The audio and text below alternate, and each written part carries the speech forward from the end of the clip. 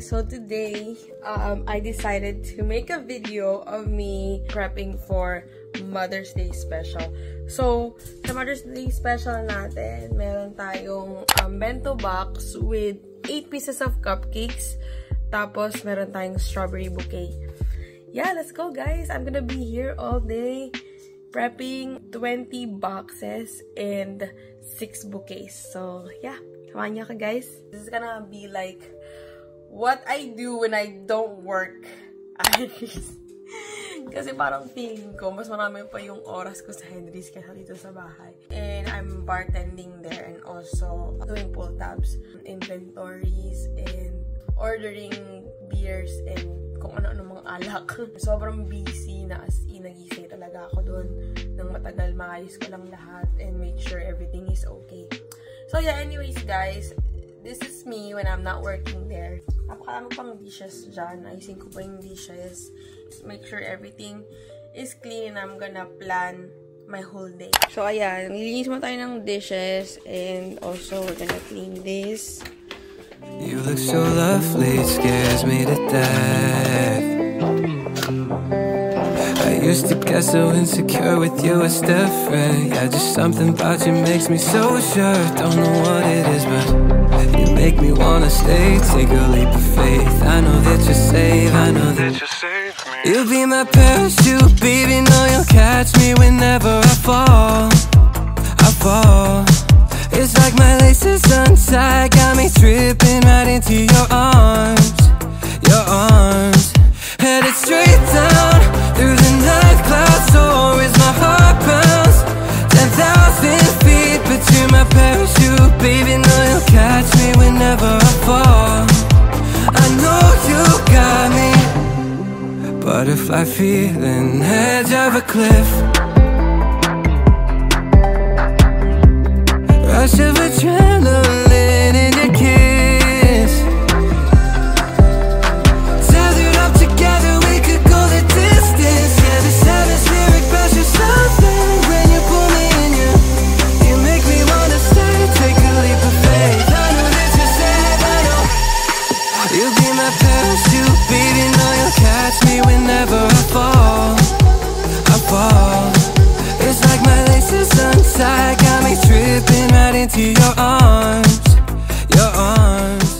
Hey guys, so I already put in my cakes inside the oven. While waiting, I'm doing the boxes. So I'm just gonna put it in the middle. So these ones, kasha lang dito is 4 inches. But I don't have 4 inches cakes. I only have 6. So it should work. It should probably work. Wait. What do you like about this girl? I mean, there's like a lot of things. I'd probably start with I like the way she smiles. She got me staring for a while. Got me staring for a while. Yeah. Baby, it's our conversation. She's my favorite notification. She knows how to dress for special occasions. She got me thinking life could be better. These songs start to feel like love letters. I should tell her now, would I ever? It is what it is, man, whatever. Whatever, yeah, whatever. I'm telling you now, it's whatever. Whatever, yeah, whatever. I'm telling you now, it's whatever. She keeps me close. In the friend zone? Yeah, but I don't mind it too much though. Why? If my feelings don't show, say it ain't so, man. You should know that I've been saying no, but maybe you're the one I've been looking for so long. So long. She got me thinking. Time check tayo, 5:45 PM. I'm done with my cakes and almost done with my cupcakes, but I'm done with the boxes. Time check, it's 6:58 PM. Tapos na ako sa aking cupcakes. So, ayan. This is 144 cupcakes. So, gusto ko mag-extra. Pero gagawin ko na lang yun bukas. Kasi, ito talaga yung orders. Pero gusto ko mag-extra just in case na may mag-order pa bukas. Kasi maraming mga nagla-last minute orders. Pero, ayan nga, tapos tayo sa cupcakes natin. So, next natin gagawin is buttercream and fondant. Tapos, I'm gonna take a quick break. And then, madaling araw natin gagawin lahat ng pagsiset up.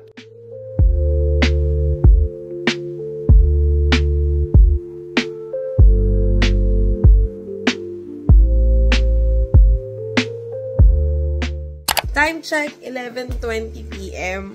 Yes, natulog ako. Nagnap ako for a bit, tas kumain. Tapos nag-relax, naglinis. And right now, I'm doing my buttercream. So I'm gonna do 2 batches of that. But while I'm waiting for the water to cook, or to boil, bangag na ang auntie mo. I'm waiting, alagay ko na yung mga ibang cupcakes dito. Ayan, para mamaya, after ng buttercream, lalagyan ko na lang ng design.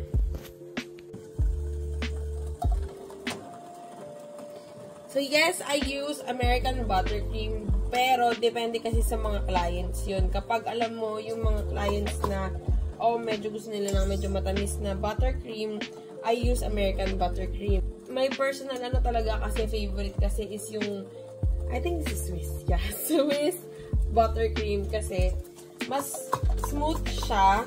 Medyo matagal siyang gawin, matrabaho, pero mas smooth at saka hindi siya masyadong matamis. Ayan. Buboy lang natin siya ng konti. Hanggang sa malusaw yung sugar niya. Dire-diretso lang to. So, yeah. After this, i-whip natin siya sa malaking mixer ko doon sa background. I don't know if you can see right there. Ayan. So, nakalagay na rin yung mga butter ko doon.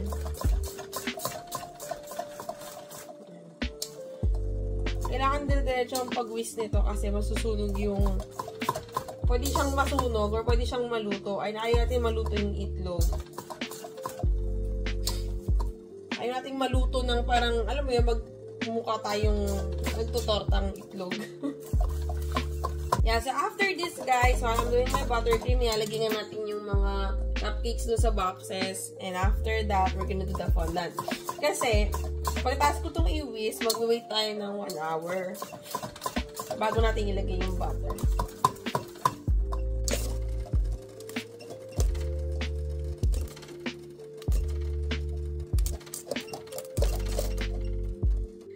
Okay guys, time check. It's 2:17 a.m. Nakalimutan ko mag-video kasi sa sobrang in the zone ako talaga. But, I'm actually in the process of doing my crumb coats now. So, ayan na yung mga cakes. I have 3 ube cakes and then the rest will be red velvet cake. And I'm also done with all the fondant. Pinaligtad ko yung iba kasi dinadry ko yung, yeah, like this, dinadry ko siya. But, it's I love you. Yan. And then, I have some little bits of sunflower for the fondant. Ayusin ko siya mamaya. Lilinisin natin yan. But yeah, I'm just trying to dry this before we put this on top. And then, we're gonna paint them gold later. Hi guys! 3:38 a.m. Nagpe-paint na ako ng fondant ko. Which is, ayan.